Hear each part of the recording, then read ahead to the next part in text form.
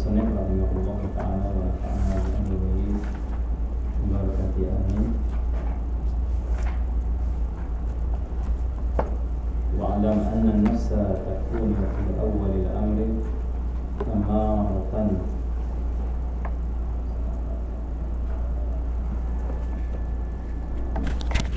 واعلم أن النفس تكون في أول الأمر أمارة تأمر بالشر وتنهى عن الخير فإن جاهد الإنسان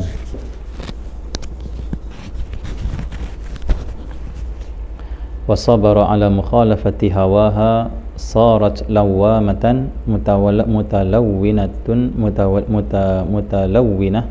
لها وجه إلى مطمئنة ووجه إلى الأمارة فهي مرة هكذا ومرة هكذا. Kata Al-Imam Abdullah bin Alawi Al-Haddad, ketahuilah bahwasanya sesungguhnya nafsu pada mulanya itu menjadi nafsu amarah yang memerintahkan kepada keburukan, kejahatan dan juga mencegah kebaikan. Allah SWT.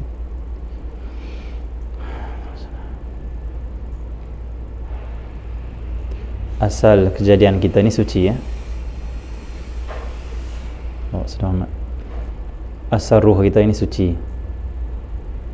Ketika mana duduk di alam ruh dulu, Allah SWT Muhammad, bila Allah cipta ruh, Allah himpunkan ruh, maka Allah bertanya, alastu bi rabbikum, bukankah aku Tuhan kamu semua? Qalu, berkata semua ruh pada waktu itu, bala syahidna, bahkan ya kami bersaksi bahawa engkaulah Tuhan kami. Allah SWT. Masa di alam ruh kita sangat suci, tauhid kita sangat murni, pengakuan kita sangat benar. Allah SWT. Tetapi bila kita ini mai ke dunia, Allah Subhanahu Wa Taala mengurniakan kepada kita jasad. Jasad, jasad ini bukanlah diri kita, tapi jasad ini adalah anggota ataupun pakaian kepada diri kita, kerana diri kita yang sebenar adalah ruh kita. Allah SWT.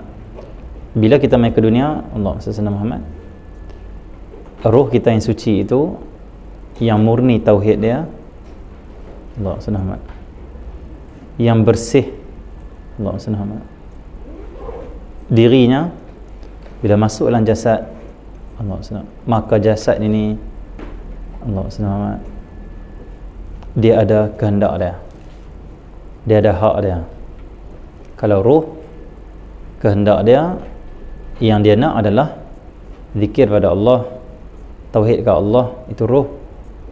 Ruh ini makanan dia zikir kan, ibadah pada Allah. Jasad ini makanan dia, makanan-makanan lah, minuman dan sebagainya, kesedapan syahwat. Jadi bila ruh kita telah masuk dalam jasad kita, pada waktu itu kita mula lupa penyaksian kita kepada Allah SWT di alam ruh sana. Walau bagaimanapun, ada juga ulama mengatakan waktu mana manusia itu ruhnya itu masuk ke dalam jasad dan dia datang ke dunia, pada waktu itu Allah SWT, manusia itu sebenarnya masih ingat lagi perjanjiannya dengan Allah. Saya itu kata ulama Allah SWT, waktu mana manusia itu dilahirkan, kita lihat bayi itu tangan dia tu genggam, tangan bayi itu genggam, tangan bayi kan genggam, ada buka ke tu, bila lahir genggam tangan.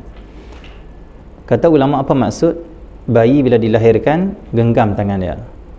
Itu bermaksud ruh yang dalam badan dia tu masih lagi segar dalam ingatan, masih lagi Allah SWT, dia tahu, sedar bahawa dia telah berjanji kepada Allah, Allah lah Tuhan. Allah SWT nak tunduk pada Allah. Dia pegang pada pengakuan dia bahawa Allah lah Tuhan yang menciptakan dia. Waktu bila lahir ke dunia, kita tengok bayi itu mereka genggam Genggam tu maksudnya apa?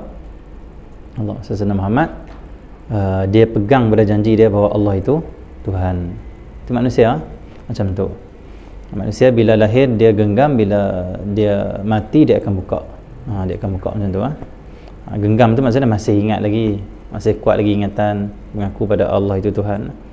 Tapi bila lama kelamaan dia makin lupa, makin dia lepas janji dengan Allah Subhanahu Wa Taala.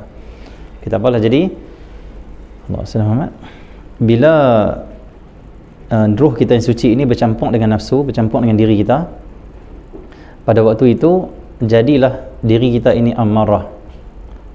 Nafsu peringkat pertama adalah nafsu amarah, kerana kita dibiasakan diri kita dari kecil lagi makan, minum, main, dapat apa kita nak, maka nafsu itu jadi amarah, jadi buruk. Allah Subhanahu waktu mana kita umur 10 tahun, 7 tahun baru diajar agama kan. Jadi sebelum tu kita dah biasa dah dengan mengikuti hawa nafsu, kan, minum dan sebagainya lah. Jadi peringkat pertama hawa nafsu itu adalah amarah. Amarah tu apa? Dia suruh buat jahat, dia tegah buat baik. Fa in jahadaha al-insan wa sabara ala mukhalafati hawaha sarat lawamatan mutalawwinah laha. Kata Imam Haddad, jika seorang itu berusaha melawannya, maksudnya jika seorang itu insan itu bersabar di atas mukhalafah, menyalahi apa ni? Menyalahi hawa nafsunya, maka berpindahlah lawamah kepada nafsu lawamah. Nafsu lawamah ini iaitu nafsu yang berwarna-warna. Allah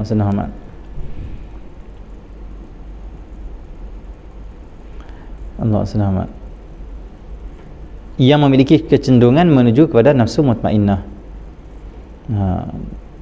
mutalawwinah.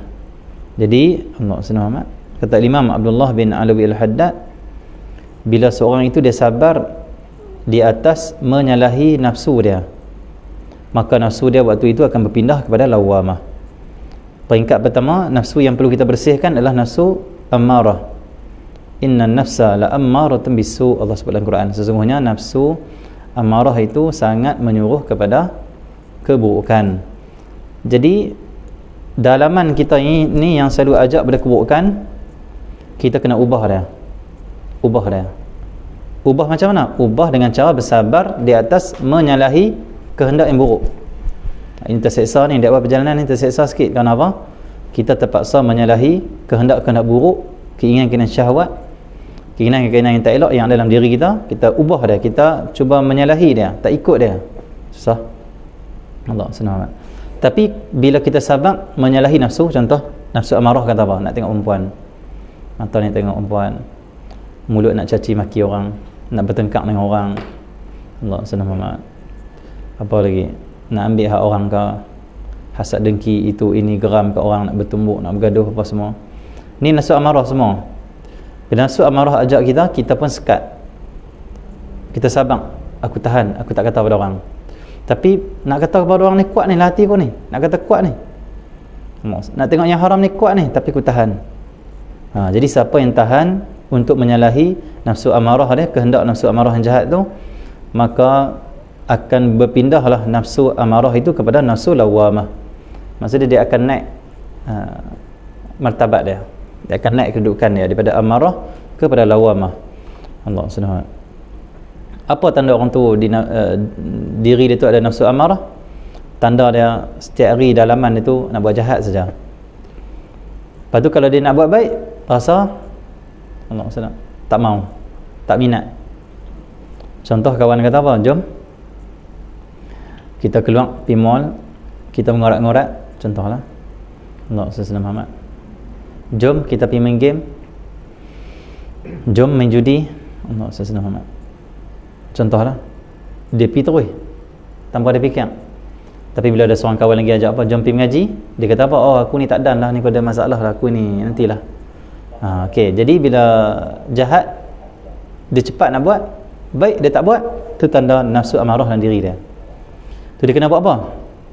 Dia kena menyalahi kehendak yang jahat tu, jangan ikut. Allah Subhanahu. cuba buat yang menyalahi apa yang dikehendaki oleh nafsu yang jahat. Pada waktu tu kelebihan dia apa? Orang yang sabar dalam keadaan macam tu, Allah akan pindahkan dia daripada nafsu amarah kepada nafsu lawamah. Nafsu lawamah ni apa? Lawamah ni asal perkataan laumah, itu menyalahkan. Nafsu lawamah ni nafsu yang macam mana pula? Nafsu yang kalau buat baik dia suka, kalau buat jahat dia rasa bersalah. Allah senang. Tetapi nafsu lawamah ni kata Imam Haddad, mutalawwinah laha wajhun illa mutmainnah wajhun ila al-ammarah fahiya marratan hakadha. Kata Imam Haddad, dalam menentang keinginan maka akan berubah menjadi nafsu lawamah yang memiliki kecenderungan menuju kepada nafsu mutmainnah dan juga masih memiliki kecenderungan menuju nafsu ammarah. Apa maksud nafsu lawamah? Okey, nafsu ni ada 7 peringkat macam ni nafsu. Yang pertama nafsu ammarah. Nafsu paling jahat, paling buruk sekali. Sobat paling jahat. Pertama nafsu ammarah. Yang kedua nafsu Allah senang, lawamah. Yang ketiga nafsu mulhamah, naik sikit elok lagi. Ni semua diri kita, ni hal keadaan diri kita. Nafsu mulhamah. Yang keempat nafsu mutmainnah. Yang kelima nafsu radiyah. Yang keenam nafsu mardiyah. Yang ketujuh nafsu kamilah. Itu peringkat 7 peringkat nafsu yang kita kena lalui, baru kita sempurna dan dapat mendekatkan diri pada Allah SWT. Jadi nafsu amarah tu apa? Menyuruh buat jahat saja, suruh buat jahat. Allah SWT. Dan buat baik dia tegah. Nak rasa pergi masjid hari ni, dan rasa apa? Tak ya. Kawan kata jom pergi ngaji, nanti ya. Tapi kalau kawan ajak buat benda yang tak elok, semangat terus. Itu amarah tu, nafsu amarah dalam hati kita, dalam diri kita. Nafsu lawamah apa pula? Nafsu yang dia buat baik dia suka dah, dia buat jahat dia menyesal, dan dia suka menyalahkan diri dia kalau dia buat jahat, tetap lagi buat jahat. Bahkan kata Imam Haddad, nafsu lawamah dan nafsu mutmainnah, nafsu Allah SWT, amarah, lawamah, mulhamah, mutmainnah. Okey, kata Imam Haddad, nafsu lawamah ni Allah SWT, kadang-kadang Allah SWT dia pi jadi amarah, iaitu buat jahat. Allah SWT. Tapi kadang-kadang dia pi jadi mutmainnah, baik saja. Maksud dia tak konsisten. Ada hari nak ngaji dia ngaji, ada hari dia nak pergi melepak mampu dia pergi mampu. Ada hari dia nak sembahyang subuh dia sembahyang subuh, ada hari tak mahu sembahyang subuh malah tak mahu sembahyang. Ada hari nak tengok yang haram tengok, ada hari tak mahu tengok yang haram tak mahu tengok. Tapi dia ada hari buat, ada hari tak buat. Cumanya beza dia dengan amarah, bezanya apa? Bezanya bila duduk nafsu lawamah ni selalu menyalahkan diri dia. Awaklah aku buat macam tu. Dia memang syok pun buat maksiat ni, tapi dia salahkan diri dia. Awaklah buat macam ni, astagfirullah, tak elok macam ni. Tapi kalau amarah tu dia bangga dengan maksiat, dia seronok dengan maksiat, lazat dengan maksiat tanpa ada sikit pun rasa bersalah. Itu amarah. Allah senang amat. Okey Ada orang tak sembahyang subuh dia rasa apa? Rasa besar ya. Orang tak sembahyang subuh apa? Besar dia tak. Allah senang amat. Lah nanti dia kata, pi lu. Ikut suka aku. Ini orang nafsu amarah. Nafsu kebinatangan ni, nafsu amarah. Nafsu jahat, nafsu syaitan ni. Tapi ada orang tak sembahyang subuh juga, memang sengaja tak sembahyang subuh pun, tapi bila bangun ke 8 ke 9 pagi dia rasa menyesal, dia menyalahkan diri dah, insya-Allah aku tak bangun, patut aku nak bangun ni, astagfirullah. Memang tak mahu bangun, memang tak mahu buat sembahyang subuh, tapi menyesal tu ada, kalau tinggal rasa bersalah tu ada. Ini dipanggil nafsu lawamah. Ini dah nafsu ini lebih baik daripada nafsu amarah. Allah SWT.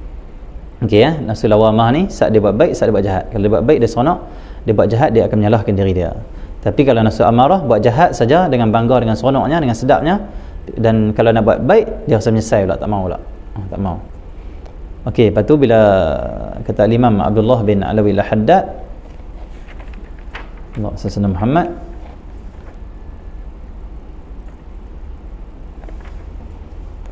fa in rafaqa biha wa sara biha yaquduha bi azimmatir raghbah fima indallah sarat mutmainnah. ta'muru bil khair wa tastaladduhu wa ta'nasu bihi. Imam Haddad, jika seorang mempergaulinya dengan baik, itu dia jinak-jinakkan nafsu lawamah dia tu dengan baik.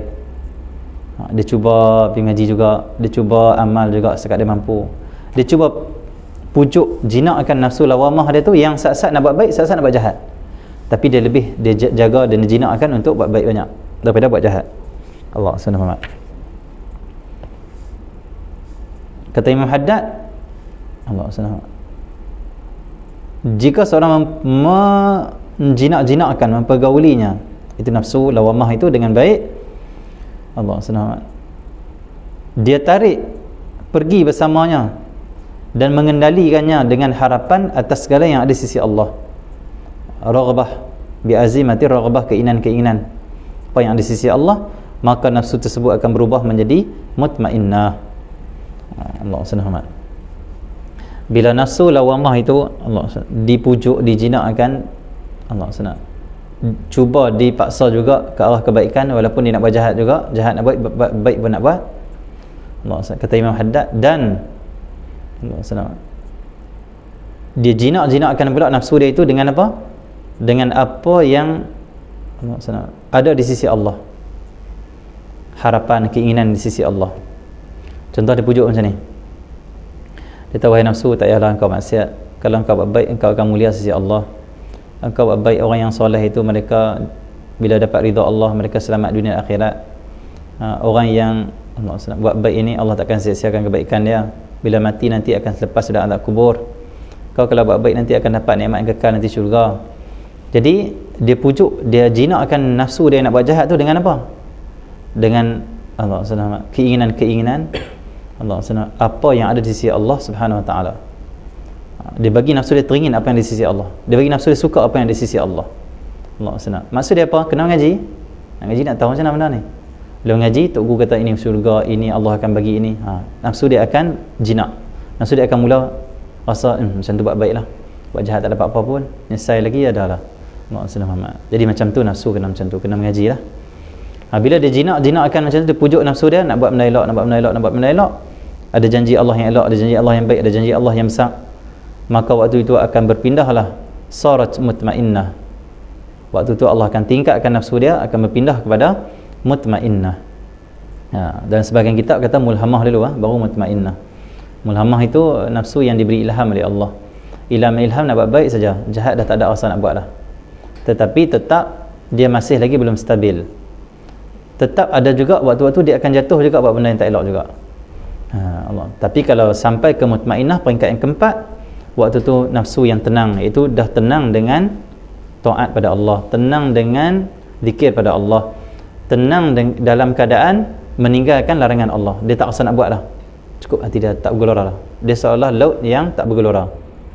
Kalau kalau lawamah ni seolah kita duduk di tengah laut yang ombaknya kuat, yang berombak, naik turun, naik turun, naik turun, baik buruk, baik buruk, baik buruk. Dah sampai mutmainnah, maka tenang, baik saja, tak ada baik buruk, baik buruk, baik saja. Allah SWT. Okey ya. Itu kata Imam Abdullah bin Alawi Al-Haddad. Dan nafsu mutmainnah itu kata Imam Haddad, ta'muru bil khair wa tastaladzuhu wa tastalidzuhu wa ta'nasu bih. Nafsu mutmainnah itu apa? Kata Imam Haddad, nafsu mutmainnah itu menyuruh dengan kebaikan, menyuruh buat baik, merintahkan kepada kebaikan, dan Allah SWT Muhammad merasakan kelazatannya. Nafsu tu bila sampai mutmainnah, dia rasa lazat buat benda-benda yang baik. Mengaji rasa lazat, sedap. Zikir rasa lazat, Allah SWT Muhammad. Khidmat rasa lazat, sedekah rasa lazat, Allah SWT. Apa lagi? Allah SWT Muhammad. Selawat rasa lazat, baca Quran rasa lazat, buat baik pada orang, tolong orang rasa lazat. Itu mutmainnah.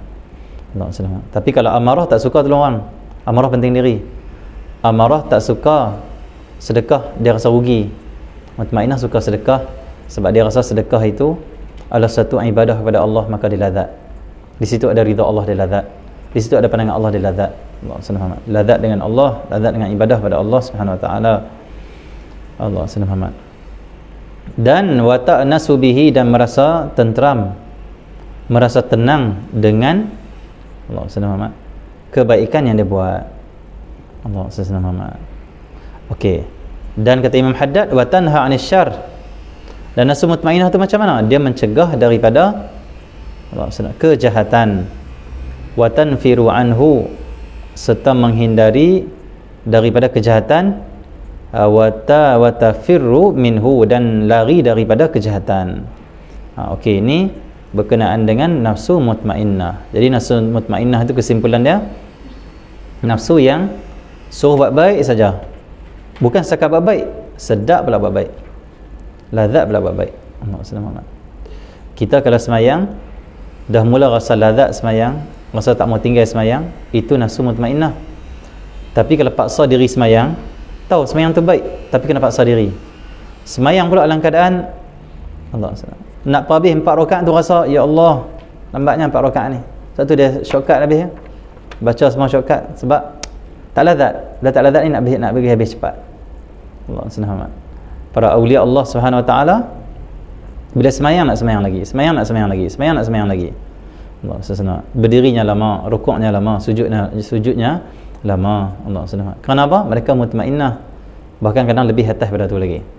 Jadi Allah SWT. Kalau kita hanya ada semangat nak buat baik tapi tak rasa lazat dengan buat baik, tak rasa tenang dengan kebaikan yang kita buat, Allah SWT Muhammad, maka kita bukan lagi mutmainnah. Bukan lagi mutmainnah. Allah SWT Muhammad. Mutmainnah ni orang yang sudah lazat dengan kebaikan dan juga rasa tenang dengan kebaikan yang dia buat, khusyuk, tenang. Dan nafsu mutmainnah tu juga kata Imam Haddad mencegah daripada keburukan, kejahatan, dan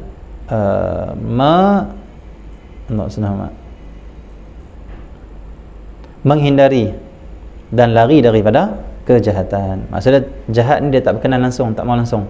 Itu nafsu mutmainnah. Okey ya. Wa sahibun nafsil mutmainnah ya'zumu ta'ajjubuhu minan nas fi i'radihim an ta'at ma'a ma fihi ma'a ma fiha min ar-rauhi wal unsi wal ladzah. Kata Imam Haddad, pemilik nafsu mutmainnah itu sangat keheranan kepada manusia dalam berpalingnya mereka dari amal taat yang di dalamnya terdapat ketenangan, ketenteraman dan kelazatan. Orang yang sampai nafsu mutmainnah, dia akan rasa di hati dia bila dia tengok orang buat maksiat, orang tak mengaji, orang tak semayang, orang tak berzikir pada Allah, orang dalam keadaan maksiat, lalai, minum araknya, judinya, waktu itu orang yang nafsu mutmainnah ni dia rasa heran. Allah SWT. Dia heran kenapa lah dia buat macam tu, sedangkan apa yang dia buat itu tak mendatangkan ketenangan pun. Maksiat tak mendatangkan ketenangan, maksiat akan mendatangkan kesempitan, kesengsaraan.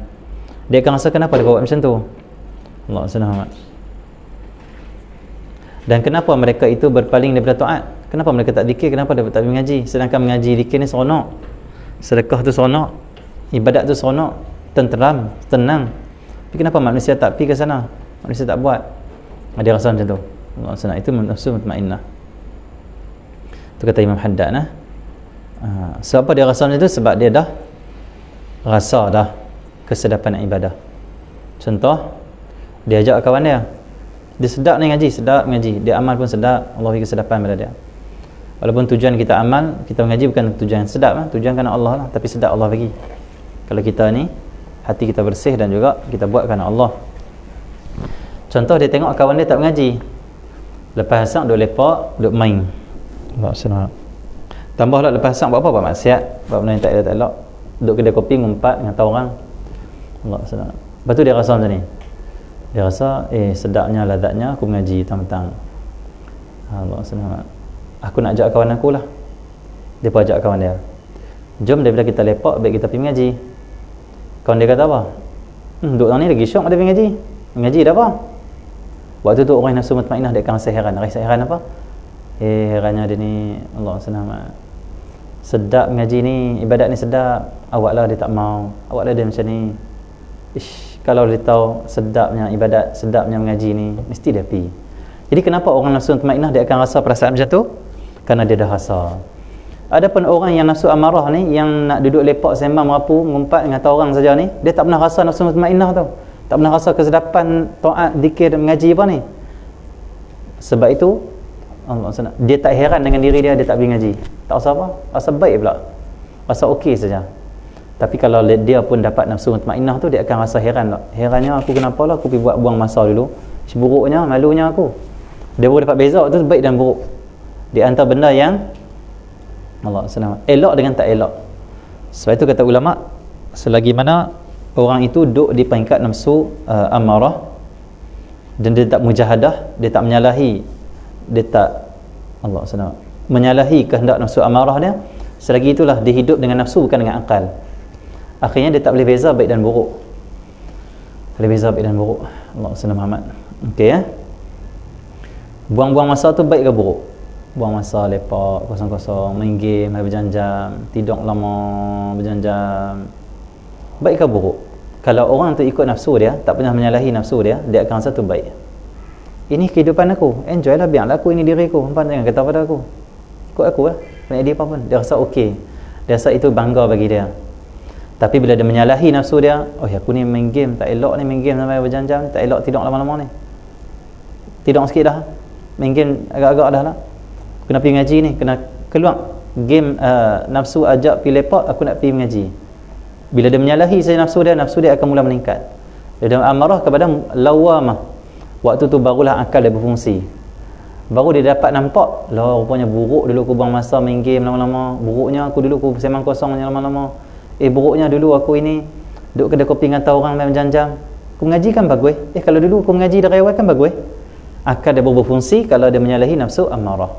Orang yang ikut nafsu amarah, ikut nafsu kehendak jahat tu, ikut tak potong langsung, akal dia tak berfungsi. Akhirnya dia hiduplah dengan nafsu bukan dengan akal. Bukan dengan akal. Akhirnya buruk dipandang baik, baik dipandang buruk. Itu orang hidup dengan nafsu dia. Allah SWT. Allah SWT Muhammad. Okey ya. Gaduh saya isin tu nafsu amarah tu dia kata. Bagus tak kita kata orang, kita rendahkan orang, kita hina orang? Allah SWT. Tak bagus. Tapi kenapa kita rasa bangga? Masa aku paling benar. Nafsu amarah. Nafsu amarah. Okey ya.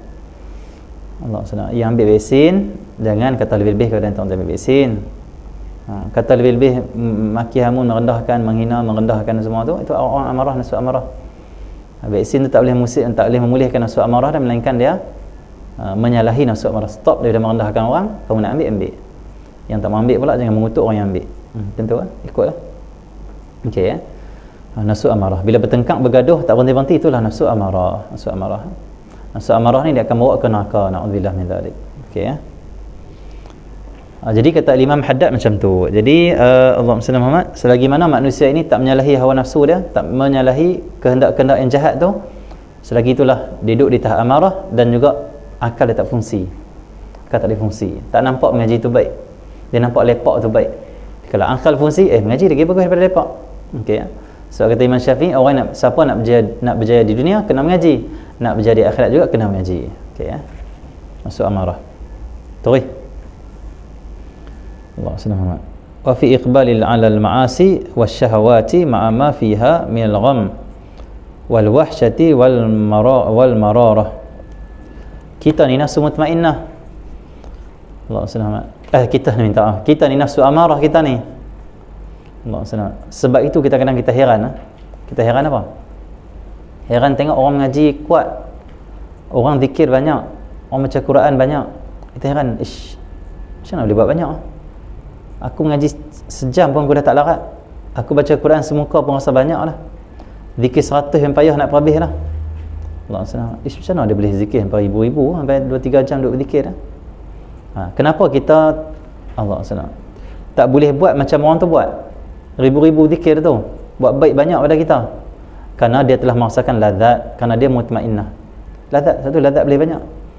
Yang kita ni tak pernah meningkatkan diri kita, kita biar dalam amarah. Sebab itu zikir 100 kita rasa macam 1000. Orang duk mutmainnah yang lazat, zikir 100 rasa macam 1 saja. Macam 1 saja. Jadi bila lazat dia nak buat banyak. Kita kalau makan nasi, lauk tu sedap, nak tambah lagi. Sedap. Allah SWT. Tapi kalau kita makan makanan yang tak sedap, tak mau tambah dah. Jadi bagi orang yang nafsu amarah, dia tak rasa kesedapan ibadah pada Allah, tak rasa.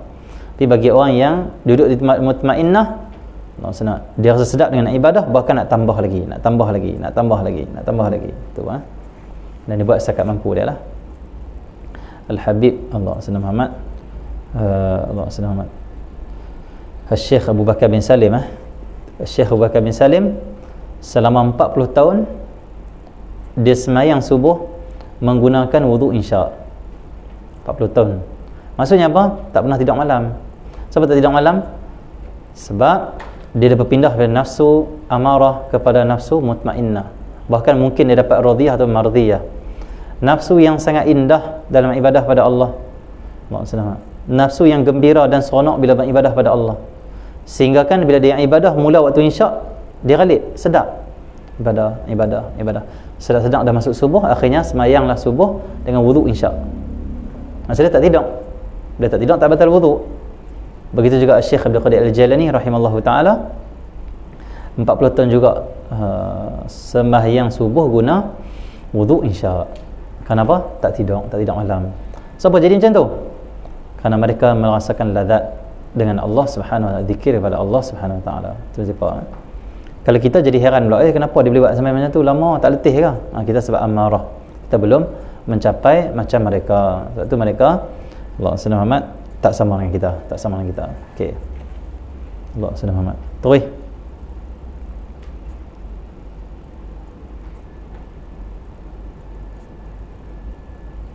kita nafsu amarah makan banyak sedap. Orang nafsu mutmainnah makan kurang tu sedap. Kita nak tahu dah kita nafsu amarah kan nafsu mutmainnah. Nafsu elok dah lagi kan nafsu tak elok. Kalau kita ni suka makan banyak dan makan banyak tu kita rasa sedap dan puas, Allah senang, itu amarah. Tapi kalaulah kita rasa makan kurang tu sedap, Allah senang, itu mutmainnah. Kenapa? Nafsu ni dia nak makan banyak, nak kenyang-kenyang. Tu nafsu. Dan kesedapan nafsu ni makan banyak-banyak, makan kenyang-kenyang, makan sedap. Tu nafsu. Ada pun roh. Kesedapan roh ni apa? Makan tak banyak. Allah senang. Bila kita makan tak banyak, contoh 2 pinggan kenyang, kita makan sepinggan setengah, waktu itu akan jadi lazatlah roh kita. Roh akan rasa lazat, mutmainnah. Nafsu mutmainnah ataupun roh kita akan rasa lazat dengan makan yang kurang. Sebab bila makan kurang, zikir sedap. Bila makan kurang, sembahyang khusyuk. Bila makan kurang, kita ringan nak ibadah pada Allah Subhanahu wa taala. Bila makan kurang, banyak ilmu dan ilham Allah akan limpahkan.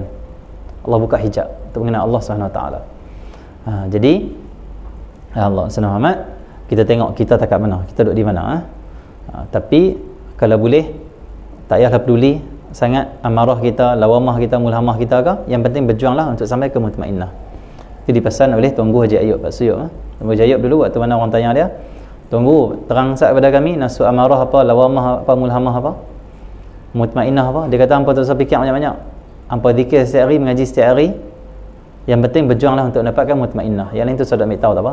Yang penting sampai mutmainnah, sampai nafsu yang tenang, nafsu mutmainnah yang diridai oleh Allah Subhanahu wa taala. Okey Allah Subhanahu wa taala.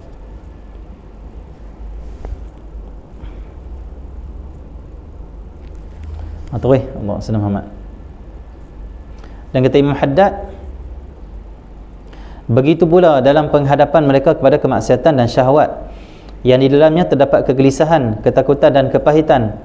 Mereka pemilik nafsu mutmainnah menyangka bahawa para manusia itu mendapati dan merasakan dalam 2 perkara itu, maksiat dan syahwat, seperti yang mereka dapati dan rasakan.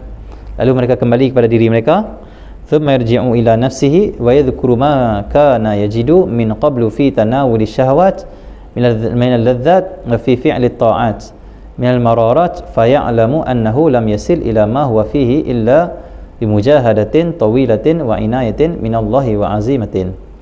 Lalu mereka kembali kepada diri mereka, Allah sendiri, dan mengingatkan keadaan mereka ketika masih merasakan syahwat dengan kelazatan dan perbuatan taat dengan kepahitan. Lalu barulah mereka mengetahui bahawa mereka tidak akan mencapai kedudukan seperti itu kecuali setelah berusaha dengan sungguh-sungguh melawan hawa nafsu dalam waktu yang panjang dan dengan perlindungan Allah. Apa maksud Imam Haddad ni? Imam Haddad kata, pemilik nafsu mutmainnah tu dia rasa heran tengok orang buat maksiat, Allah SWT, orang tak taat pada Allah, dia heran. Depa tak takut ke buat maksiat? Depa buat maksiat tu depa tak rasa sempit ke jiwa depa? Yang depa tak buat taat tu depa tak tahu ke taat ni tenang? Dia rasa macam tu. Tapi bila depa cek balik diri depa, depa kembali pada diri depa, kata Imam Haddad, thumma yarji'u ila nafsih, dia cek balik diri dia. Allah SWT. Dia cek apa? Dia cek macam mana aku boleh dapat lazat ni? Macam mana aku boleh rasa tak syok maksiat tu? Macam mana aku boleh rasa buruknya maksiat tu? Dia cek balik, ya Allah, Engkau telah bagi pada aku, tetapi aku tak boleh dapat melalui semua ini. Allah SWT, aku tak akan dapat merasai kesedapan taat ini, Allah SWT, melainkan aku ini telah bersungguh melawan nafsu dalam waktu yang panjang dan dengan perlindungan Allah. Maksudnya apa? Allah SWT, orang nafsu mutmainnah ni mereka sedang bahawasanya nak mencapai kelazatan ibadah, Allah SWT, nak berpaling daripada maksiat itu bukan benda mudah. Mujahadah dia panjang. Bi mujahadatin tawilah wa inayatin minallahi azim. Melainkan dengan mujahadah yang panjang, setiap hari buat, setiap hari menyalahi nafsu, setiap hari zikir, setiap hari mengaji, setiap hari jaga mata, setiap hari jaga lidah. Susah, buat, dan juga perlindungan Allah Subhanahu wa ta'ala yang agung kepada mereka akan menyebabkan mereka mencapai nafsu mutmainnah. Allah SWT. Maksudnya apa? Nak mencapai nafsu mutmainnah perlu kepada mujahadah, perjuangan, perlu pada menyalahi hawa nafsu, perlu pada menjaga mata, menjaga lidah, menjaga hati dari hasad, dengki dan sebagainya, dan perlu juga kepada perlindungan dan pertolongan daripada Allah Subhanahu wa ta'ala. Okey ya. Allah senang. Maksudnya bukan senang nak mencapai mutmainnah, perlu ada usaha sikit daripada kita. Okey ya. Allah senang. Qad alimta, dan bila sampai nafsu mutmainnah, bila dia rasa sedap dah lazat dan ibadah, waktu tu kalau orang ajak daripada maksiat pun dia tak akan pergi balik. Kenapa? Dia dah rasa sengsara, buruk, pedihnya, sempitnya maksiat tu, dan dia dah rasa betapa sedapnya zikir, mengaji, ibadah dan juga menghadapkan hati pada Allah. Kalau orang ajak dia pun dia tak akan pergi lah. Benda tempat-tempat tak elok. Kenapa? Dia dah rasa ni, Allah dah bagi mutmainnah pada dia. Okey ya, macam tu. Qad alimta anna as-sabra 'anil ma'asi wasyahawati wa 'ala mulazamati ta'at huwa al-muwassilu ila kulli khairin wal muballighu fi kulli maqamin syarifin wa halin munif. Kata Imam Haddad, Allah SWT, Muhammad,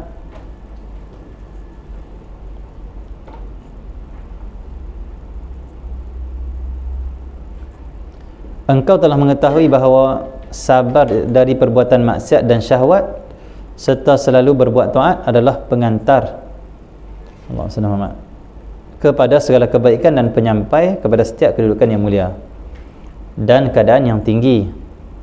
Allah SWT. Maksudnya apa? Engkau telah mengetahui, kata Imam Haddad. Maksudnya Imam Haddad dah terang macam ni, bahawa engkau pun telah mengetahui bahawa sabar itu, sabar apa? Sabar meninggalkan maksiat, dan juga mengikuti syahwat, dan juga sabar melakukan taat, itu adalah muwassilu, itu boleh menyambung, boleh menyampaikan kepada kebaikan, segala kebaikan, dan menyampaikan kepada kedudukan yang mulia. Allah SWT. Maksudnya apa? Allah SWT, tanpa kita sabar meninggalkan maksiat dan sabar melakukan taat, tak akan capai kedudukan yang mulia dekat dengan Allah Subhanahu wa ta'ala. Allah SWT. Lepas itu kita kena sabar banyak-banyak. Sabar jaga mata, sabar jaga lidah, sabar jaga itu, jaga ini dan sebagainya. Okey ya. Bagaimana tidak macam tu, kata Imam Haddad? Wa kaifa la wa qad qala subhanahu wa ta'ala, ya ayyuhalladzina amanu isbiru wasabiru warabitu, ya ayyuhalladzina amanu isbiru wasabiru warabitu wattaqullaha la'allakum tuflihun. Bagaimana tidak, sedangkan Allah Maha Suci telah berfirman, hai orang-orang yang beriman, bersabarlah kamu dan kuatkanlah kesabaran kamu, dan tetaplah bersiap siaga dan bertakwalah kepada Allah supaya kamu beruntung. Maksudnya orang yang bersabar melakukan taat pada Allah, yang berjuang di jalan Allah, mereka orang yang pasti beruntung, pasti berjaya. Wa qala ta'ala, wa tammat kalimatu rabbikal husna ala bani Israil bima sabaru. Dalam ayat yang lain Allah berfirman, dan telah sempurnalah perkataan Tuhanmu yang baik sebagai janji untuk Bani Israel disebabkan kesabaran mereka. Ini ayat-ayat Imam Haddad bawa mai Allah, ayat-ayat yang Allah janjikan kejayaan, keuntungan kepada orang yang bersabar mentaati Allah dan bersabar meninggalkan larangan Allah Subhanahu Wa Taala. Maksudnya setiap mujahadah kita tak akan sia-sia. Ada orang dia rasa sia-sia, aku ngaji ni tak ada, macam tak ada hasil dia pun. Tak boleh. Mengaji itu satu mujahadah yang besar. Kerana kata ulama, yang paling hawa nafsu tak suka adalah menuntut ilmu. Allah SWT. Semayang boleh jadi lagi nafsu suka kerana dapat pujian. Allah SWT. Kerana ada bahagian nafsu, itu riak. Allah SWT. Tapi kalau mengaji pula ilmu-ilmu yang mengenalkan pada nafsu, mengenal cara untuk melawan nafsu, lagi-lagi nafsu tak suka. Kerana bila orang tu tahu cara nak lawan nafsu, nafsu tahu orang tu akan lawan dia. Orang tu sedang nafsu tu buruk, nafsu tak suka menuntut ilmu. Yang paling nafsu menentang kita adalah menuntut ilmu, kata ulama. Kata ulama. Okay, jadi Allah SWT, janganlah kita rasa menuntut ilmu kita ini walaupun cara online saja ataupun secara langsung di sini, kita jangan rasa duk mai setiap hari ni sia-sia. Tak sia-sia. Di sebalik itu penuh dengan anugerah Allah yang kita tak perasan pun. Setiap langkah yang kita mai ni pun Allah dah angkat darjat kita dah, Allah pun dosa dah. Allah merahmati kita dah. Kita duduk dalam majlis ilmu tu, Allah akan tunaikan hajat kita. Kita duduk dalam majlis ilmu tu, Allah bersihkan hati kita setiap kali kita hadir. Tapi kita tak perasan pun. Kenapa kita tak perasan? Kerana Allah akan bagi semua anugerah Allah yang terselindung ini pada time yang hati kita telah bersedia. Yang bila Allah bagi pada waktu itu, kita takkan sombong. Sebab kata Imam Abdullah bin Ali, kata Imam Ibn Athaillah As-Sakandari dalam kitab Hikam, kata dia, kadang-kadang waridat al-ilahiyah, kadang-kadang kurniaan-kurniaan Tuhan itu datang kepada engkau pada waktu engkau tak bersedia, bahkan pada waktu engkau sedang lalai pula. Maksud di sebalik kata Imam Ibn Athaillah ni, maksudnya kadang-kadang anugerah Allah di sebalik mujahadah kita ni, kadang-kadang Allah bagi time yang kita bila terima tu, kita takkan sombong, bahkan kita takkan pandang kelebihan kita. Contoh, duk mengaji ni tak rasa apa, sungguh ni mengaji, mai dengan khusyuknya, mai dengan tumpu perasaannya, tapi tak rasa apa mengaji, tak dapat apa pun, biasa yang nampak. Tiba-tiba satu hari tu rasa malas ngaji. Bila malas ngaji, Allah SWT. Okey, Allah SWT tak orang pergi ngaji lah itu, tak orang pergi ngaji yang malas.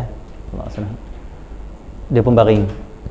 Bila baring-baring, terfikir, kalau kopi ni dapat juga 1-2 petah ni, walaupun setiap hari aku rasa biasa, tak ada perubahan apa pun diriku, tapi pilah. Dia pergi tak tengok, orang pun nak habis majlis dah, lagi 5 minit nak habis kuliah dah, pergi juga, pergi lambat dah. Masuk, tiba-tiba waktu tu Allah limpahkan kepada dia segala-gala kurniaan Allah Subhanahu Wa Taala. Pada waktu itu dia rasa apa? Pada waktu tu dia rasa apa? Dia rasa, ya Allah, ini pemberian daripada Engkau, bukan sebab aku khusyuk, bukan sebab keikhlasan aku mai ni tak ikhlas pun, mai paksa diri saja, tapi Engkau bagi juga, ya Allah. Jadi kadang-kadang waktu time tak standby, time tak betul-betul nak pi tu, kadang waktu tu Allah bagi. Sebab tu kita bagi tahu orang itu, kalau rasa malas nak mengaji, nak main ngaji, mai juga. Kadang-kadang waktu malas tu Allah nak bagi. Waktu kita rajin tu Allah tak bagi, sebab bila Allah bagi waktu rajin, sekali kita pandang sebab rajin kita lah kita dapat. Allah tak mahu tu. Kadang pi waktu malas, pi waktu tak seronok, dapat. Waktu tu kita tak pandang kita. Kenapa? Aku malas, tak mungkin dapat. Dalam keadaan malas buat ni. Aku buat dalam keadaan tak seronok ni, tak suka main ngaji, tapi dapat. Tak mungkin. Sebab kelebihan aku ni semata-mata kurniaan Allah. Kata Imam Ibn Athaillah, kadang-kadang Allah bagi kurniaannya pada engkau, Allah senang, di waktu engkau sedang balik, lalai, alpa, waktu tu Allah bagi. Duk zikir tak rasa apa, la ilaha illallah, dia ingat sia-sia dah. Takkan sia-sia setiap mujahadah kita. Ni kata Imam Haddad ni. Imam Haddad kuatkan hati kita supaya sabarlah tinggal maksiat, sabarlah buat taat, takkan sia-sia. Allah akan sampaikan kau ke darjat, ke maqam yang munif, darjat maqam yang syarif. Allah akan muliakan kita, tak sia-sia. Allah Muhammad. Tengoklah Nabi SAW kata apa. Kata Rasulullah SAW, siapa yang berjalan satu jalan, lalu dia jumpa dengan satu duri, dia pun ambil buang. Kata Nabi SAW, baginya pahala sedekah. Baginya pahala sedekah. Allah SWT. Buang satu duri yang menghalang jalan, duri saja pun, ataupun sampah dan benda yang menghalang orang, ambil buang saja tak tepi, dapat pahala sedekah. Maksudnya Allah tak sia-siakan walaupun sikit amal kita. Faman ya'mal mithqala dzarratin khairan yarah. Allah SWT, siapa yang beramal, faman ya'mal mithqala dzarratin khairan yarah, siapa yang beramal sebesar zarah saja daripada kebaikan, dia akan lihat. Besar debu pun kebaikan yang kita buat, Allah akan nilai, Allah tak akan sia-siakan. Jangan sia-sia mengaji zikir, mujahadah, lawan nafsu, jangan sia-sia. Ya Allah tak bagilah ni sebab kita belum mampu terima. Sebab tu orang berzikir macam ni, la ilaha illallah, la ilaha illallah, la tak asal apa zikir ni. Allah SWT khusyuk dak, hayati makna pun tak mai, bahkan rasa nak cepat-cepat saja habis. Tak seronok lah zikir kesimpulan, la ilaha illallah, la ilaha illallah, ya, tak seronoknya, terpaksanya, tapi dia zikir juga. Satu hari rasa malas zikir, tak usah zikir hari ni. Sehari dia tinggal zikir, hari kedua dia tinggal zikir, tiba-tiba teringat Allah, teriak sampai 10 minit, 15 minit, setengah jam, sejam teriak. Tak dapat pun waktu zikir. Tapi waktu dapat, waktu lalai dan waktu tak zikir. Kenapa kadang-kadang main macam tu waridat ilahiyah? Kenapa kadang-kadang Allah bagi kurniaan time macam ni? Kata Imam Ibn Athaillah, supaya kamu tak pandang amal kamu. Tapi kalau main waktu zikir rasa apa? La ilaha illallah, la ilaha illallah, la, betul masuk Allah, nangis. Rasalah dengan Allah itu, bab rasa tak boleh hurai masing-masing rasa. Rasa Allah. Allah senang. Kalau main waktu tu, kadang-kadang orang tu dia terjatuh balik. Terjatuh macam mana? Ni sebab aku zikir banyak hari ni tu dapat ni. Allah senang. Kadang peringkat permulaan orang yang belum mampu jaga hati dia, Allah tak bagi lagi. Allah bagi time dia ralik supaya apa? Dia tak pandang rajin dia. Aku tengah rajin tu aku dapat ni, tapi Allah bagi tengah malas. Dia nak kata apa? Bila dapat tengah malas dapat, dia nak kata apa? Nak kata sebab malas dapat? Tak mungkin malas penyebab kita dapat anugerah Allah. Malas tu satu benda yang tak elok. Sampai Nabi doa apa? Allahumma inni a'udzubika minal hammi wal hazan wa a'udzubika minal ajzi wal kasal. Nabi minta lindung daripada malas. Tak elok malas, buruknya malas. Tapi waktu malas dia dapat. Maksudnya apa? Terus saja berzikir. Jangan fikir time bila Allah akan bagi.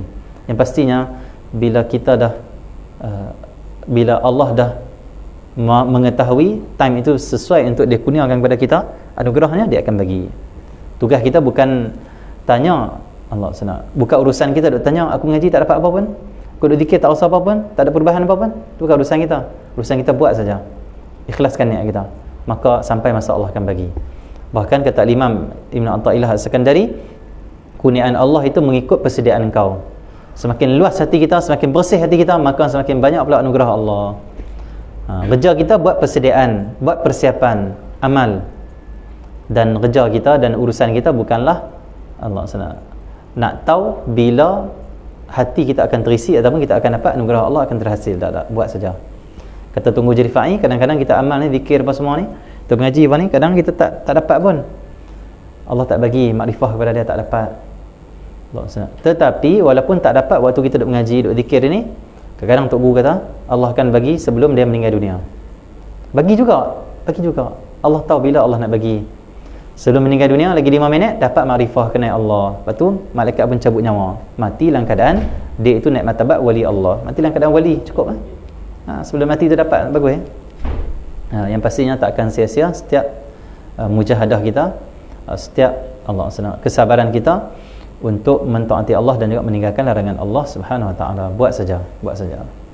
Semasa Allah akan bagi. Okey, Allah akan angkat, Allah akan kurnia. Okey ya. Buat semata-mata kerana Allah Subhanahu Wa Taala. Semayang tak khusyuk, jangan tak semayang saja. Bukan urusan kita khusyuk tak khusyuk. Khusyuk ni sifat Allah yang bagi. Khusyuk tu ilmu daripada Allah. Tugas kita hanya buat khusyuk, bukan khusyuk.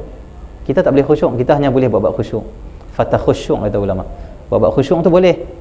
Buat khusyuk, buat bagi ingat hayati makna, tapi bukan khusyuk lagi. Hayati makna bukan semestinya khusyuk lagi.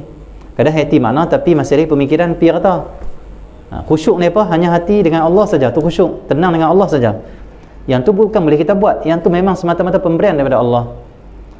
Kerja kita semayang saja. Khusyuk tak khusyuk bukan urusan kita. Urusan kita buat khusyuk.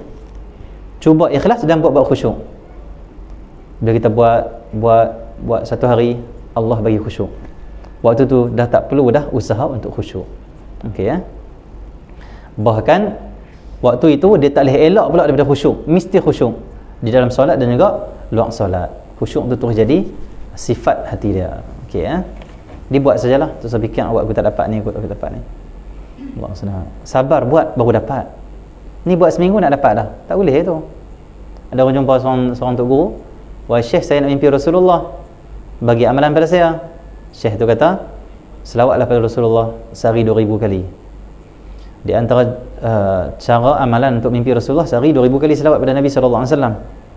Ya, 1000 tu amalan harian, kalau nak mimpi 2000. Jadi guru tu kata buat 2000 kali setiap hari selawat pada Nabi sallallahu alaihi wasallam. Lepas seminggu dia mai, dia kata tak mimpi Rasulullah pun. Nak buat seminggu nak mimpi Rasulullah terus buat sampai mati. InsyaAllah sampailah masanya Allah bagilah. Jangan fikir bila Allah bagi. Jangan kata ya Allah aku buat minggu ni selawat sehari 2000, minggu ni juga aku nak mimpi Nabi. Jangan. Allah SWT. Kamu tak sabar, kata Habib Omar. Kalau kamu sabar pasti kamu bertemu dengan Nabi SAW. Kamu hanya selawat seminggu kau nak jumpa, nak selawat sebulan baru nak jumpa. Tapi kalau kamu sabar buat sebulan, 2 bulan, 3 bulan, 4 bulan, 5 bulan, setahun, 2 tahun, 3 tahun terus selawat pasti akan jumpa. Sabar jumpa. Tapi tak sabar seminggu tinggal. Buat dikit seminggu tak rasa orang. Tak ada apa ni, tarikat ni salah ni. Syekh ni bagi ijazah sikit aku salah ni. Cepat sangat nak meninggalkan suatu amalan yang kita buat terus. Allah SWT. Bukan urusan kita nak ijazati kita jadi ini dan ini. Tak, tugas kita buat saja. Okey ya. Allah SWT. Terus.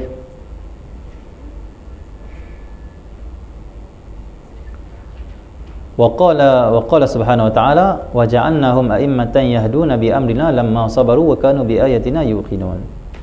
Dan Allah berfirman, dan kami jadikan di antara mereka itu pemimpin-pemimpin yang memberi petunjuk dengan perintah kami ketika mereka bersabar, dan adalah mereka meyakini ayat kami. Maksudnya apa? Ini janji Allah, orang yang bersabar Allah angkat mereka jadi pemimpin, a'immah, pemimpin.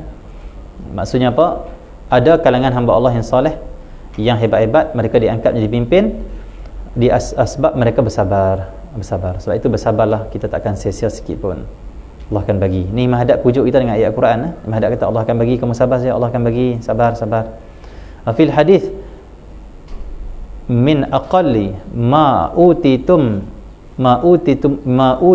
yaqin wa azimatus sabri man utiya hazzahu minhuma fala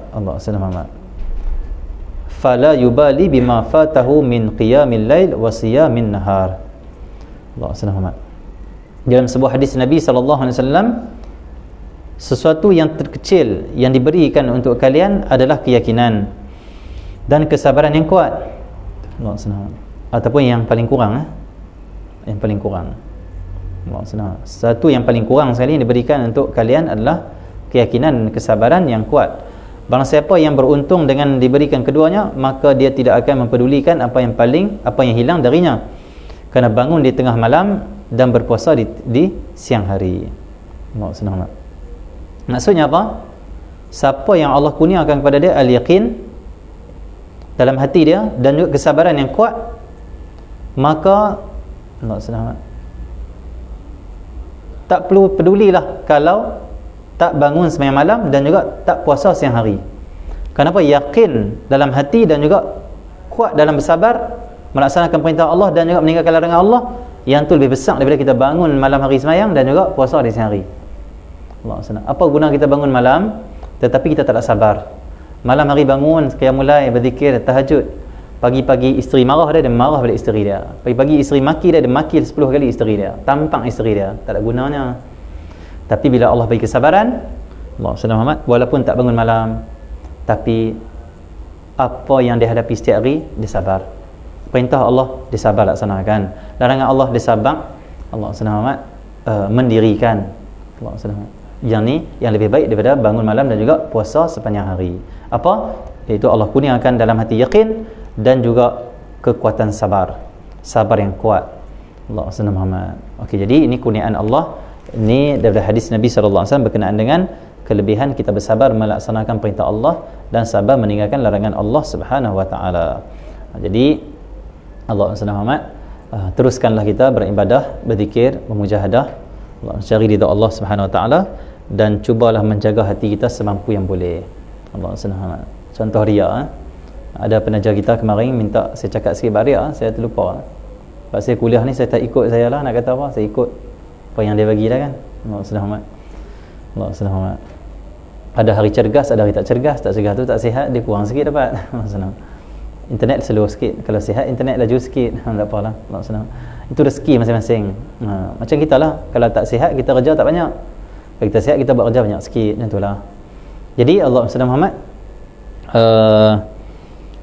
riak, riak ini adalah satu sifat yang ada dalam hati, dan riak ini juga adalah sifat yang ada pada orang yang nafsu dia amarah. Allah Subhanahu, nafsu amarah. Orang yang nafsu dia amarah, sifat riak tu ada dalam hati dia. Kerana nafsu amarah ni dia suruh buat jahat dan dia cegah buat baik. Riak ni tak elok, riak ni buruk. Tetapi orang-orang yang nafsu mereka tu amarah, mereka buat grup pula, grup riak apa hari ni. Allah Subhanahu. Okey, saya pun tak tahu pasal grup tu, saya hanya baca di Facebook, saya tak tahu grup apa. Keluar Ustazah Asma Harun marah-marah pasal tu. Riak apa hari ni? Riak apa hari ini? Apa maksud grup tu? Grup apa ni tu? Tunjuk barang-barang riak. Dah grup apa, Facebook ke, WhatsApp ke? Facebook lah. Allah Subhanahu. Oh, ada grup macam tu. Ada grup riak apa hari ni? Riak apa hari ni? Allah Subhanahu. Okey Allah Subhanahu. Dan grup tu depa apa? Tunjuk barang kemas, tunjuk cuaca. Tunjuk barang kemas, tunjuk apa semua. Maksudnya apa? Masing-masing kena riak lah pada hari tu. Bila riak barulah hari tu segang sikit kan. Okey, jadi Allah Subhanahu. Orang yang tak rasa apa dengan riak, Allah Subhanahu, itu tandanya nafsu dia amarah. Kenapa? Riak itu larangan Allah. Riak itu maksiat. Riak itu buruk, keji. Tapi dia rasa seronok, indah, bahagia, dan juga dia rasa bangga pula. Allah Subhanahu. Jadi orang yang riak adalah orang yang diri dia tu ada nafsu amarah, yang suruh buat keburukan. Di antara keburukan dan kejahatan, kekejian adalah riak. Allah Subhanahu. Bahkan Allah, ada pula di zaman kita yang dibuat pula grup riak apa hari ni. Nampak sangatlah yang buat grup tu orang nafsu amarah lah. Allah Subhanahu, nafsu amarah. Okey ya. Sebab orang kalau berilmu, Allah Subhanahu, soleh, takut pada Allah, Allah Subhanahu, nak buh nama grup macam tu pun tak berani. Kenapa? Riak tu Allah murka. Riak itu syirik. Nabi SAW dalam hadis, riak itu daripada syirik. Dia syirik khafi, syirik yang tersembunyi. Riak itu lebih tersembunyi daripada Allah Subhanahu, semut hitam berjalan di malam yang kelam di atas batu yang hitam. Pakai spek hitam pula kita ni, tengok tu, tak nampak terus. Itu riak. Allah Subhanahu. Riak tu halus sangat, syirik khafi riak tu. Maksudnya seolah-olah grup itu mengajak orang kepada syirik, mengajak orang kepada Allah Subhanahu, membesarkan diri, mengajak orang kepada lupa kepada nikmat Allah, mengajak orang kepada Allah Subhanahu, membangga-banggakan diri. Allah Subhanahu. Allah Subhanahu. Jadi Allah Subhanahu, riak tu apa? Riak ni sifat yang dalam hati, dan riak ini adalah sifat keji, sifat tercela yang wajib kita bersihkan dia, Allah Subhanahu, dengan zikir, dengan amalan-amalan yang soleh. Tetapi kita sebenarnya tak boleh elak dari riak. Walaupun kita tak boleh elak dari riak, tak boleh hilangkan terus kerana kita masih mujahadah. Jangan pula buat grup pasal riak, jangan pula buat grup anjurkan riak. Para ulama, para solihin, Nabi sendiri dah hadir, Nabi sendiri diutuskan oleh Allah yuzakihim, bersihkan hati manusia daripada riak, daripada syirik, daripada macam-macam lah. Tapi umat Nabi pada akhir zaman dibuat grup pula, Allah Subhanahu, grup riak. Nabi main nak hapuskan riak. Umat Nabi akhir zaman dibuat grup untuk orang riak. Apa ni? Menyalahi sunnah Nabi Muhammad. Ini bid'ah ni. Ini bid'ah dhalalah, yang ni bid'ah dhalalah. Yang ni yang patut lawan. Orang boleh kena lawan. Allah Subhanahu, kena lawan yang ni. Allah Subhanahu, kena bawa keluar ada dalil. Allah, ni lawan, ada kata bid'ah tak bid'ah. Allah Subhanahu. Jadi ini bid'ah ni bid'ah. Kenapa? Rasulullah datang nak hapuskan riak, ada umat akhir zaman buat grup anjurkan riak. Seolah riak itu tak salah, seolah riak itu bagus. Allah Subhanahu. Jadi wajib kita menentang grup macam ni, dan wajiblah kita memberitahu pada anak isteri kita jangan masuk grup ni, jangan join. Kerana kita takut kita dimurkai oleh Allah Subhanahu Wa Taala. Okey, jadi walaupun kita tak boleh buangkan terus riak, tapi hendaklah kita potong sifat riak. Sebagaimana kita potong sifat riak, kita tak dikira orang yang riak. Allah Subhanahu. Allah Subhanahu. Contoh kita sembahyang depan orang. Allah Subhanahu. Bila sembahyang, kita buat kerana Allah ni. tiba-tiba kita perasan orang nak tengok kita, Allah SWT, kot belakang, orang nak tengok kita kot tepi. Waktu itu mailah dalam perasaan kita, mailah sifat yang buruk, mengatakan tu orang nak tengok. Mesti dia kata orang soleh, semayang elok sikit, elok lagi semayang, sebab dia akan puji tu, orang tu puji tu. Pada waktu itu potonglah perasaan riak tu. Macam mana? Tak, aku buat kerana bukan kerana orang ni tengok, aku buat kerana Allah SWT. Saat lagi pergi sedekah dah okey dah, kawan pergi kata, hang bagus nak sedekah ke orang. Lepas tu main pun timbul rasa, memang pun aku ni pemurah. Potong. Tak, aku buat kerana Allah. Tak ada potong di lidah, potong di hati. Potong di hati. Allah SWT, itu riak. Riak ini kita dapat elakkan, dia akan ada di hati kita selagi mana tak bersih. Cumanya untuk pastikan kita tidak berdosa dengan dosa riak, hendaklah potong dan jangan terima apa saja perasaan-perasaan yang membawa pada riak. Riak ni apa? Riak ni asal kata ra'a, iaitu pandangan, memandang, pandang. Maksudnya apa? Lihat. Maksud riak ini adalah satu sifat yang ada dalam hati yang nak dipandang oleh orang, nak diiktiraf oleh orang. Allah SWT, nak orang pandang dia baik, nak orang pandang dia tu ada kelebihan, itu riak. Allah SWT, walaupun dia ada kelebihan sekalipun, walaupun dia tu memang baik pun, tapi tak boleh kita nak pandangan orang. Allah SWT, tak boleh kita nak orang pandang kita baik, ada kelebihan, walaupun kita ada kelebihan. Allah SWT. Tapi kalau orang puji kita, orang kata kita ada kelebihan, itu terpulang pada dia. Tapi bukanlah hati kita nak macam tu. Kita buat baik, kita buat taat, kita buat kebaikan hanya semata-mata kita harapkan ridha Allah, tak harapkan pandangan orang. Salah ada orang pandang amal kita? Tak salah. Yang salah kita nak pandangan orang, itu baru riak. Sedekah dapat orang salah tak? Buat tajaan, buah nama, salah tak? Tak salah. Bahkan kadang-kadang jadi baik pula kerana apa? Kita menggalakkan orang lain untuk bersedekah, infak. Allah SWT. Yang salahnya apa? Kita nak pandangan orang, bukan orang pandang kita. Kita nak orang pandang amal kita, bukan Allah SWT. Orang pandang amal kita. Orang pandang amal kita, itu bukan riak. Itu pandangan orang pada kita. Tapi kalau kita yang nak orang pandang amal kita, orang puji kita, baru riak. Allah SWT. Jadi riak itu bukanlah kita tinggal amal depan orang, kita tak bersedekah depan orang, bukanlah kita tak ibadat depan orang, teruskan ibadat, teruskan sedekah depan orang, tidak menjadi masalah apa-apa. Tapi hati kita tetap nak pandangan Allah, bukan pandangan orang. Itu baru selamat dari riak. Allah SWT. Okey ya. Allah SWT. Jadi hati-hatilah kita daripada riak, khususnya grup-grup yang merosakkan akidah dan merosakkan hati kita. Para ulama berusaha setiap hari untuk membuang sifat riak dalam hati umat Nabi. Ada pula orang yang tak bertanggungjawab, pergi buat pula grup menganjurkan riak. Alhamdulillah min dzalik. Itu menunjuk menunjuk ini, tu riak juga. Tu riak tak boleh Allah nak dipuji, nak di like dan sebagainya. Jadi mudah-mudahan Allah Subhanahu Wa Taala selamatkan kita daripada sifat riak. Jadi ubat paling baik untuk hapuskan sifat riak ni adalah membanyakkan zikir pada Allah, menuntut ilmu. Allah Subhanahu Wa Taala berselawat pada Nabi sallallahu alaihi wasallam. Insya-Allah Allah akan bersihkan kita daripada segala sifat-sifat yang tercela, khususnya sifat-sifat yang riak. Dan jangan sekali-kali kita pula menuduh orang riak. Bila orang tunjuk apa-apa yang dia miliki, bila orang tu ibadat depan orang, jangan kita tuduh riak. Sebab riak itu bukan ibadat depan orang, bukan sedekah depan orang. Riak itu nak pandangan orang, bukan orang pandang, tapi dia nak pandangan. Kena betul-betul faham berkenaan dengan riak. Jadi mudah-mudahan Allah bersihkan hati kita dari riak, dari nafsu amarah, dari segala keburukan-keburukan zahir dan batin.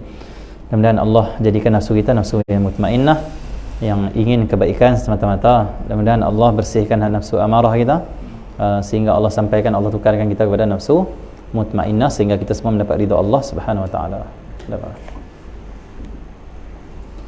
Inilah pada petang ini kita ada tajaan yang pertama, hamba Allah pada Melaka. Yang kedua, hamba Allah Sepang Selangor. Mohon doakan agar kami sekeluarga istiqamah, dimudahkan urusan, digunakan rezeki yang halal, berkat dan menjadi dunia akhirat. Infak diniatkan untuk arwah ibu ayah, mertua Ustaz Mukti Fakhrul dan semua sahabat yang hadir kuliah. Mudah-mudahan Allah sampaikan pahala ini, dan juga mudah-mudahan Allah kabulkan segala niat, Allah beri kejayaan dunia dan akhirat. Juga kepada hamba Allah pada Melaka ini yang selalu menajar kita, mudah-mudahan Allah mengangkat derajatnya, Allah mudahkan urusannya, Allah menjadikannya hamba Allah yang hatinya penuh mencintai Allah, mencintai Rasulullah sallallahu alaihi wasallam. Yang ketiga, Puan Masjidinda sekeluarga sanak saudara dan waris Negeri Sembilan, daripada Negeri Sembilan. Dan Allah merahmati mereka, Allah melihara mereka daripada segala wabak dan segala musibah zahir dan batin. Keempat, hamba Allah pada Johor, Allah merahmatinya, Allah angkat derajatnya, Yang kelima Puan Sadiza Kedah, pahala diniatkan kepada Allahyarham Muhammad Zain bin Zainal Abidin, Allahyarham Wan Safar, Allahyarhamah Tok Bedah, Allahyarhamah Zainab binti Wan, Allahyarham Ku Yahya Ku Abdul Rahman, dan semua arwah muslimin dan muslimat. Dan Allah sampaikan pahala ini kepada semua yang diniatkan, dan pahala sedekah ini menjadi asbab terangkatnya azab kubur, diluaskan kubur, dan menjadikan kubur-kubur mereka taman-taman syurga Allah, taman syurga di alam barzah. Yang keenam, hamba Allah bila bandar baru bagi, dan Allah merahmatinya, Allah mengangkat derajatnya, Allah meluaskan rezekinya zahir dan batin, dan Allah juga merahmati kita, beri kesihatan beri kita zahir dan batin, dan Allah menyatukan hati umat Islam, dan Allah jauhkan umat Islam dari perpecahan, pergaduhan, pertengkaran yang tidak bermanfaat. Dan Allah satukan hati umat Islam, menguatkan umat Islam dalam mencintai Allah dan Rasul sallallahu alaihi wasallam, dan Allah masukkan dalam hati umat Islam kasih sayang sama mereka, menghormati, saling menghargai. Mudah-mudahan Allah Subhanahu wa taala beri kesihatan zahir dan batin kepada semua umat Islam, dan juga kepada kita semua. Ya Arhamar Rahimin ya Hayyul Qayyum, la haratin Nabi Fatihah. Wa hadina bidak insyaallah wa la tulin siwallah. Hasanallahu wa ni'mal wakeel. Alhamdulillah.